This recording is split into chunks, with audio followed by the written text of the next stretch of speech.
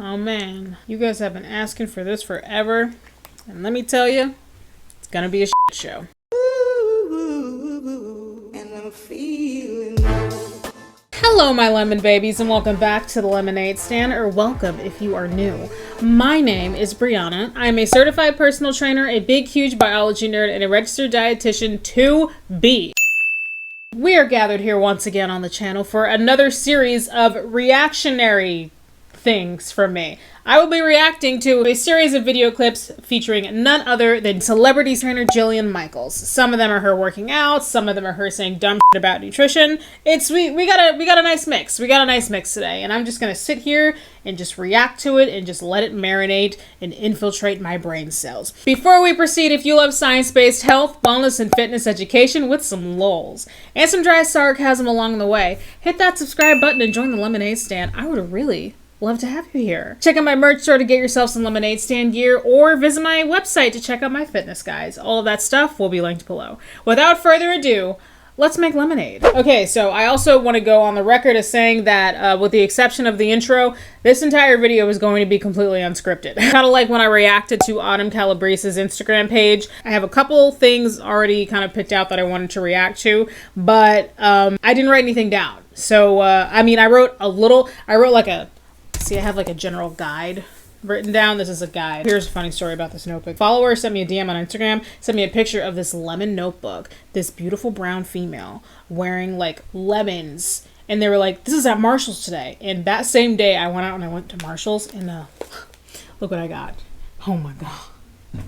Oh my God. Sis, it's time to get up. It's time to make lemonade. She's got a basket of lemons on her head, pretty yellow shirt, and she's also got like the leopard print shoes on. Oh my God. Oh my God. The person who sent me this, you know who you are. Thank you so much. Oh my God. I need this notebook in my life. We're getting off topic. So yeah, I have some notes jotted down here, but this is by no means a full script at all. So we're just going to get right into it. The first couple that we're going to dive into here are going to be like exercise clips. Obviously, once again, if you were not aware, Jillian Michaels is a personal trainer. So she posts a lot of workouts. Some are normal, some less normal. And we're just going to take a look at a couple of them here. Right now, she's doing some stuff with a stability ball. That's always fun.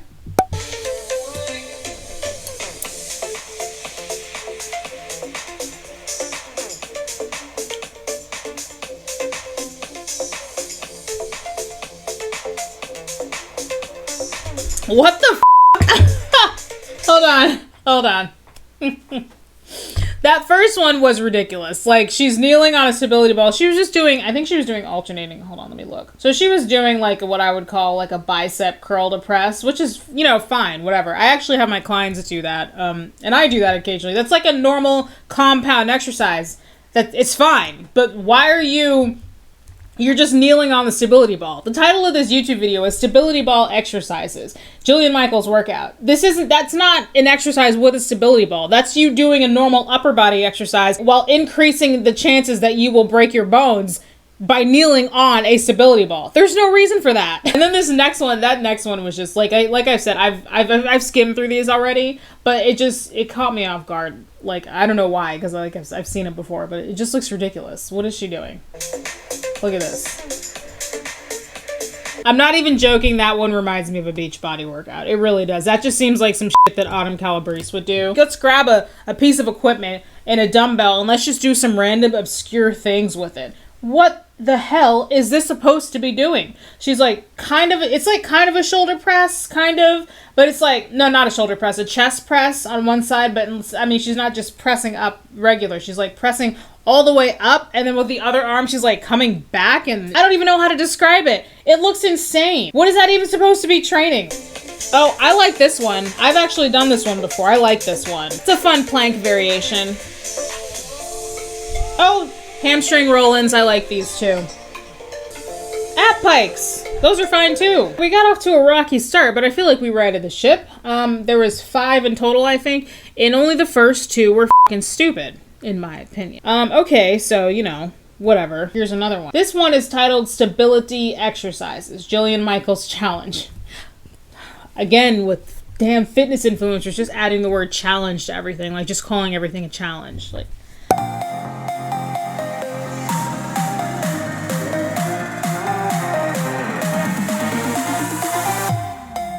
Is she standing on a foam roller? That's not even how... So, I mean, once again, misusing exercise equipment. Like, I like foam rolling. I have a foam roller, and I use foam rollers a lot. You don't... That's not what you use them for. I've seen people like kind of sit down and kind of roll their foot back and forth under them. Like if they don't have it feels really good to do that with a tennis ball. But like if you don't have a tennis ball, I've seen people do that with a foam roller instead. That's not the same thing as standing on it though. What is Jillian doing here? I thought maybe it was like a single leg RDL, but it's not. I can't really say that it is. It's more, she's more just bending over at her hips. I don't really see like, it's almost just like a single leg kind of like a squat, but she's just bending over, but like maybe it's a deadlift, and she's also standing on one foot. Oh yeah, she has a kettlebell in one hand. This is ridiculous. This is not a challenge. This is stupid.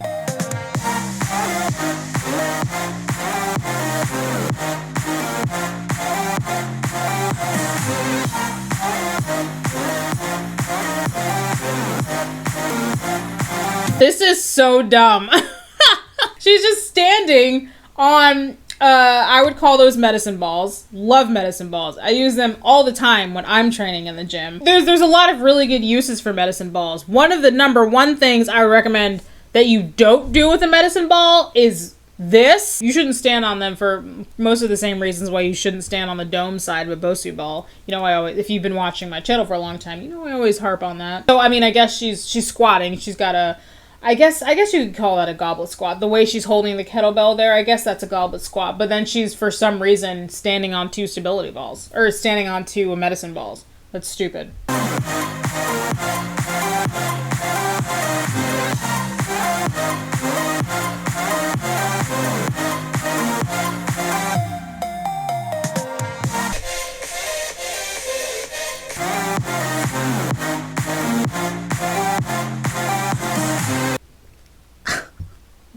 You know, guys, at a certain point, we're just gonna have to let natural selection do its job.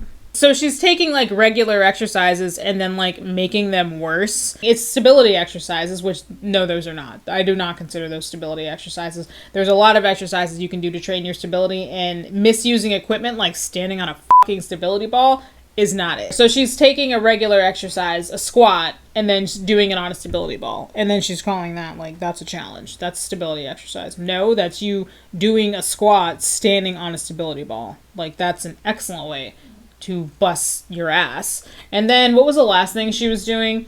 She was doing ball slams, which I really love ball slams. It's actually one of my favorite exercises that I have. I've trained overweight and obese clients in the past, and I really love having them do ball slams. It's a fantastic way to get some cardio in and get the heart rate up, but it's virtually no impact on the lower body because you can do them standing up, or I've had like morbidly obese clients before. I've had them doing them sitting down, and they have a lot of fun with them.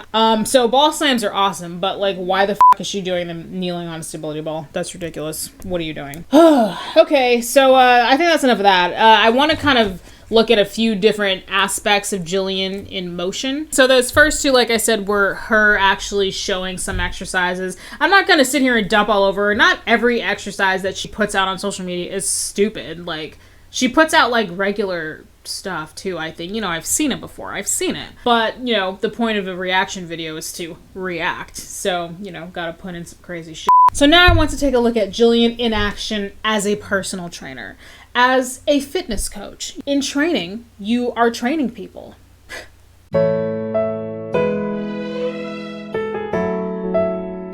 If you've never really seen Jillian Michaels in much of anything, a lot of her career was spent on the show The Biggest Loser. It went off the air a while ago, and basically it's you have overweight, obese, morbidly obese, maybe contestants who are basically all just training their hardest to see who can lose the most weight. And that's why it's called The Biggest Loser. It's kind of a play on words like that. I'm going to be completely honest. I've never watched a full episode of The Biggest Loser, and you're about to see why. I've seen enough clips and enough segments of episodes, though, to know that it's just, the show is just f***ed up. If you're like studying to become a personal trainer, what you're about to see is how not to treat your clients. I'm bored with the pathetic story. It bores me. Get on the ladder. If you quit on me again, you go home and no one's gonna chase you. No, shut up. Focus. Do the work. Get on the ladder or go out the door. Dan, no! Step up. Step up. Just some air. I can't stop. You're not acting strong. You're acting pathetic. Every time you lay down, I'm gonna think dead father. That's what I think. Now get up. Shake it. Oh my god. Oh, jeez. There's more to that clip, but you know, it's copyright stuff, so gotta break it up a little bit. What the fuck is wrong with this woman? Like I said, most of the contestants, I mean, I would say virtually all the contestants on that show are overweight, maybe some are obese. The trainers on that show, like I said, it's long since been off the air. They did try a reboot, I think, a couple years ago, and it didn't really take off. But it was the same kind of deal. Like, you have overweight and obese contestants, and the goal is to lose as much weight as possible. And that's kind of the only goal, is to just lose as much weight as possible. The trainers have these people who are very heavy, doing a lot of really high impact things that really they probably shouldn't be doing out of their own safety. From what I have seen, they very frequently do not respect contestants' limitations at all. We just saw here, if a contestant expresses any sort of discomfort, they get screamed at. I do consider myself like a tough trainer. I have been told by people that I can be a pretty tough trainer, but not like this. First of all, why the fuck is this woman screaming? It's not that serious. You can be tough and uplifting and motivating without foaming at the mouth. And pushing people to the point of tears or vomiting or gasping for air is not cute. So many trainers think that it is such a flex to like make people throw up or make people pass out, and it's like really not. When I worked at a club gym, Alpha just farted.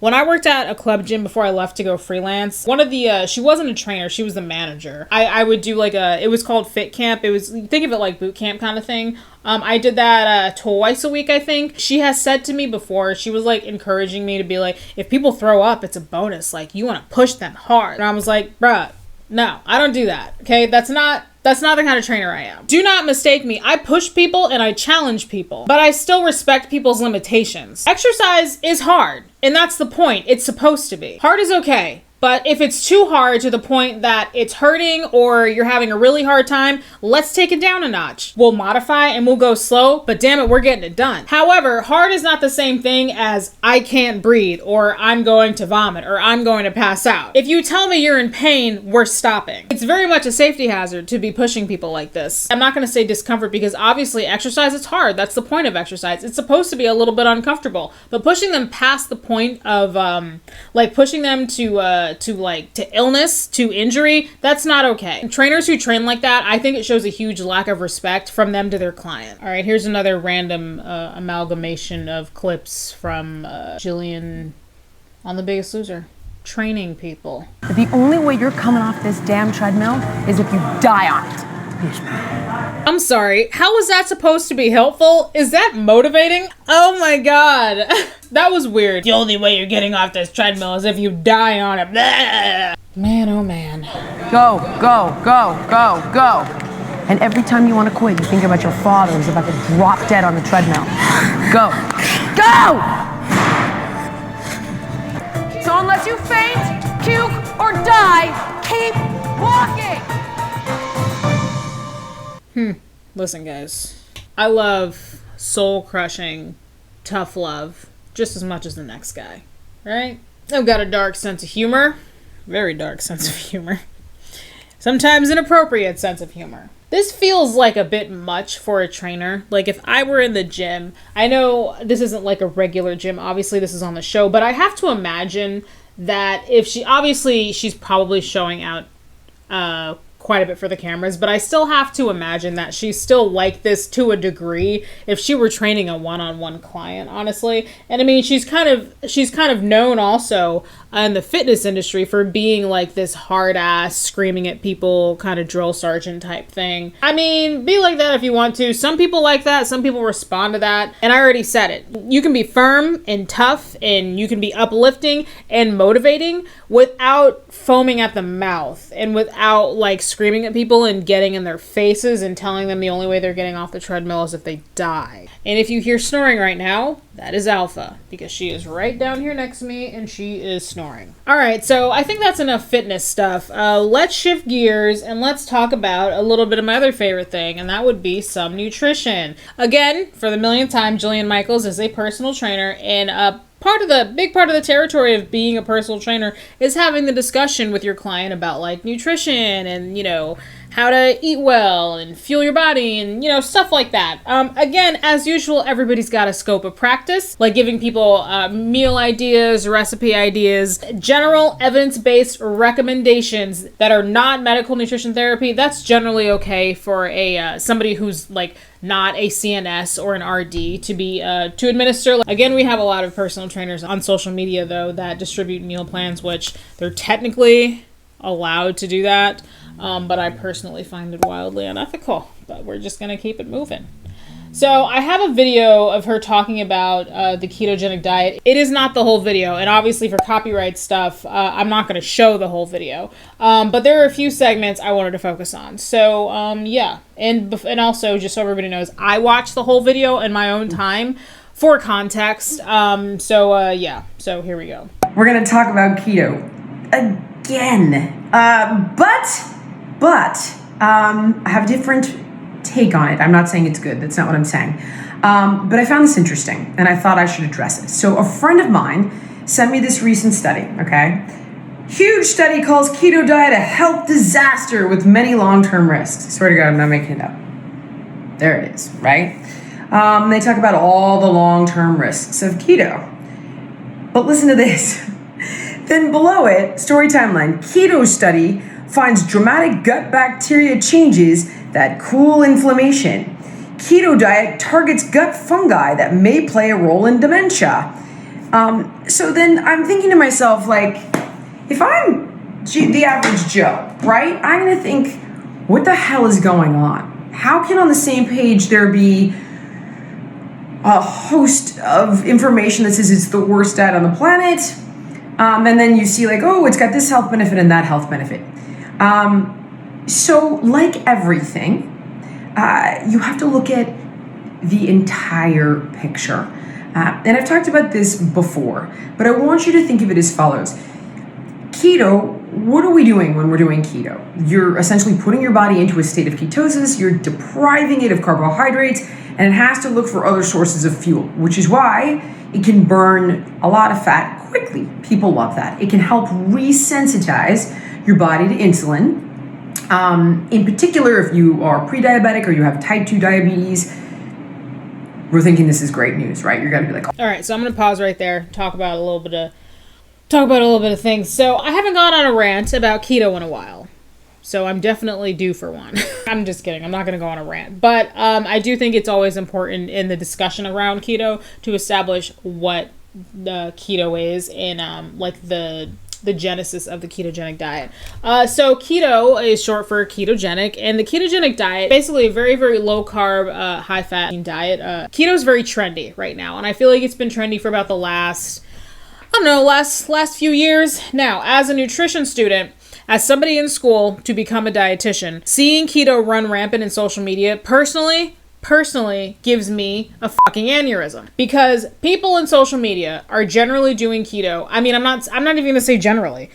People in social media who are doing keto, they're doing it for weight loss. They're doing it for a fad diet. They're doing it for a crash diet, generally. But a lot of people don't know that the genesis of the ketogenic diet was actually to treat epileptic seizures in children. We see everybody right now, everybody and their mother doing it right now for weight loss. The ketogenic diet was actually not developed for that. First of all, it should be medically supervised. Like I said, it was developed, I want to say it was the early 1900s. Seizure activity has to do with the brain. And so in the brain's primary source of fuel, our brain's number one source of fuel is glucose, which comes from eating carbohydrates. And through studies and observation, it was observed that when you take away the brain's primary fuel source, glucose, when you take that away and it shifts its primary fuel source to ketone, which is what happens whenever you do no carb, seizure activity is greatly reduced. Now, I'm saying all this to you not as medical nutrition therapy. I am not a registered dietitian yet. These are facts, though. I have learned this in school. You can look this up on the internet. This is not something that is,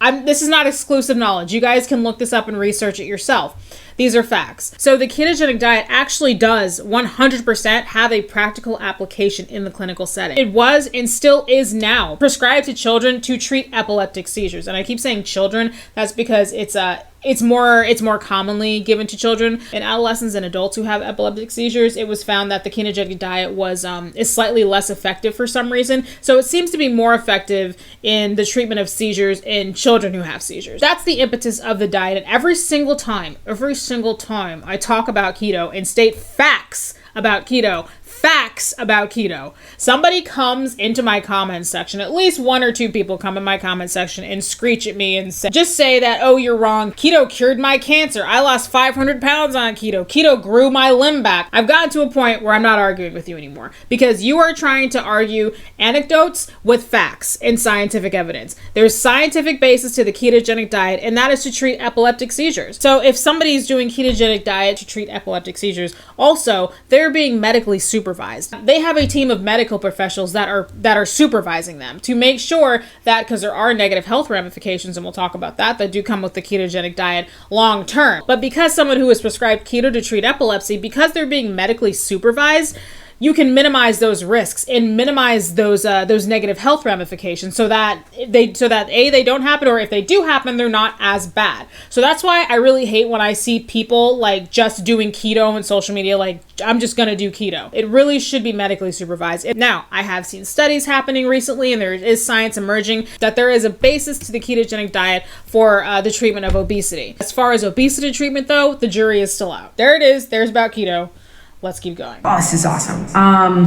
It has benefits with regard to epilepsy. I don't know a ton about that. It hasn't been something I've looked into, but I have read about it.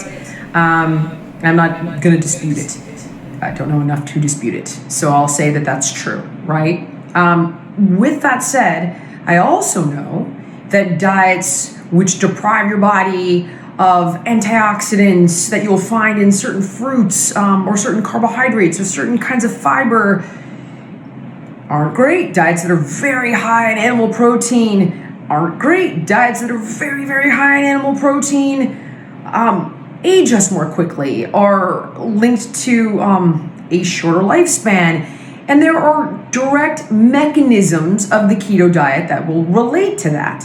That will over time impact your gut health and impact your longevity genes, your sirtuin pathways, which are linked to your longevity genes. Anyway.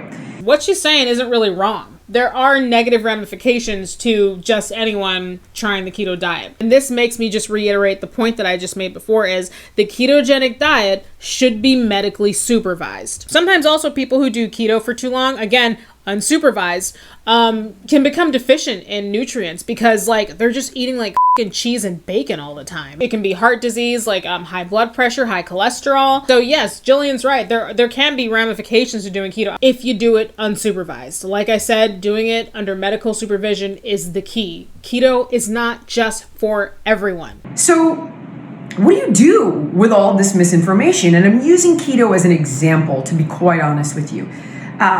Because you'll read conflicting information about a million things. People are like, well, I read coffee's bad. I read coffee's good. I read alcohol's bad. I read alcohol's good. So the key is looking at all of the different factors, right? So if you're eating a bunch of junk and a bunch of processed carbohydrates and refined sugars and you're pre-diabetic and your body is a hormonal catastrophe, literally, right? It can't sensitize itself to insulin, has trouble burning fat for fuel, all this stuff. Then doing something like the keto diet under medical supervision for a short period of time can help you get those benefits. That's why you see that I do have a keto meal plan in my app, but it's only 30 days. It's largely plant-based, and it was written by a specialist. Dr. Josh Axe wrote the program. Wait a minute. Hold on, I'm confused. I got really excited just now when she said medically supervised. However, all the things that she listed are not any of the reasons why the ketogenic diet would be prescribed in the clinical setting. Again, like I said, the ketogenic diet was developed and prescribed as medical nutrition therapy to epileptic children. So none of the stuff that she was saying is like why it should be medically supervised. I mean, I do like that she said that because it should be. But then she said, that's why in my app, we only have you doing it for 30 days and it was designed by a doctor. I got to look that person up. Because I hear doctor and I wonder if they're like PhD, and if they have a PhD, what is it in? Or are they like a medical doctor? And if they're a medical doctor, like have they actually studied nutrition?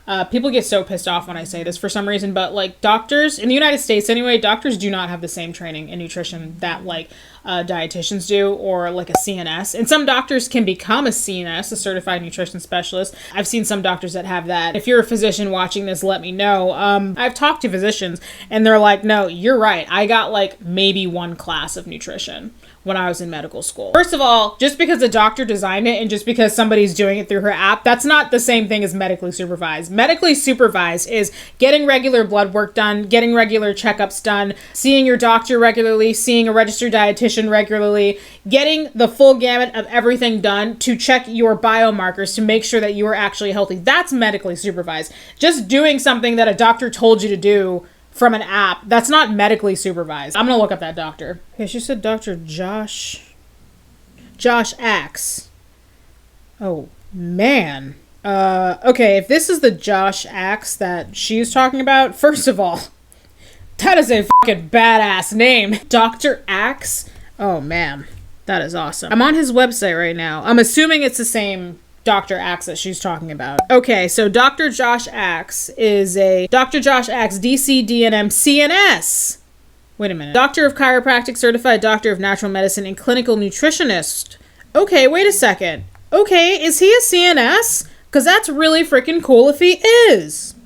I think I've talked about the different sort of nutrition certifications and whatnot before in a past video, and I talked about the difference between like a CNS and an RD in this video. A large part of learning to be a registered dietitian is medical nutrition therapy, and that's something that differentiates a registered dietitian from a CNS, a certified nutrition specialist. CNS that's a credential that is, it's not just like a certification. It's not just like you taken a couple online classes and then you're a CNS. That one you have to have, I'm pretty sure, and I'll put it on the screen if I'm wrong, you have to have at least a master's degree in and it has to be, in nutrition or related science, and you have to actually do like kind of like a supervised internship, kind of like a dietetic internship, except they leave out the medical nutrition therapy. So for somebody to be a CNS, they have extensive and evidence-based emphasis on evidence-based knowledge in nutrition. And I don't see that he's a medical doctor. It says he's a Certified Doctor of Natural Medicine. And then it says CNS by his name,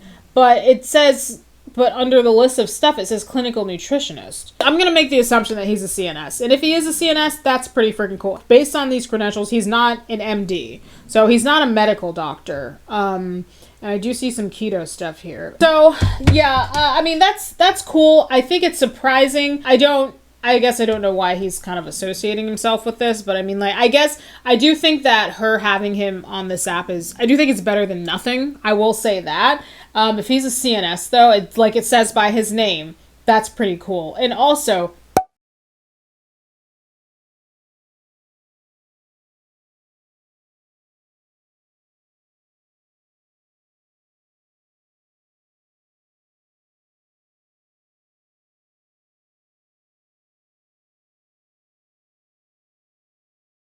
Dr. Axe. Oh my god. Dr. Axe. Can you imagine if your last name was Axe and then like you earn a doctorate degree and then your name's just Dr. Axe? It's cool ass names, and then like people like earning a doctorate. That's so cool. But something else that I noticed is she says it's only 30 days, so you get the benefits without getting any of the risks. Well, it's only 30 days though. If the only goal is weight loss, I don't get why somebody has to be keto for just 30 days. And then another thing she says is it's largely plant-based. It's something else that some dietitians get a chuckle out of. A lot of people who are diehard keto still eat a lot of vegetables, which eat your vegetables. Okay, eat your damn vegetables. But vegetables are typically high in carbohydrates. Not super high in carbohydrates, and it obviously depends on the vegetable. But like, how can you say this is keto if it's, quote, largely plant-based? That's what she said. Yeah, I've been talking for a long time. I think I probably have at least an hour of footage right now. My camera's about to overheat, so I think I'm going to cut this short. A lot of the stuff that I have reacted to has been sent to me by you guys, so thank you so very much. Jillian has a lot of interesting content to react to. So yeah, maybe I'll do this again at some point. In conclusion, oh, Jillian, Jilly Bean. I'm not gonna sit here and say this entire thing was a shit show. I think she hit the nail on the head with some things, but on other things, she just completely missed the mark. For example, what the fuck are you doing squatting on a stability ball? Darwin Award goes to you. Oh my god, I can hear Alpha snoring. Yeah, thank you so very much for watching. Like, subscribe, follow me on Instagram, check out my merch store, check out my fitness guides, and I will see you guys in the next one. Bye!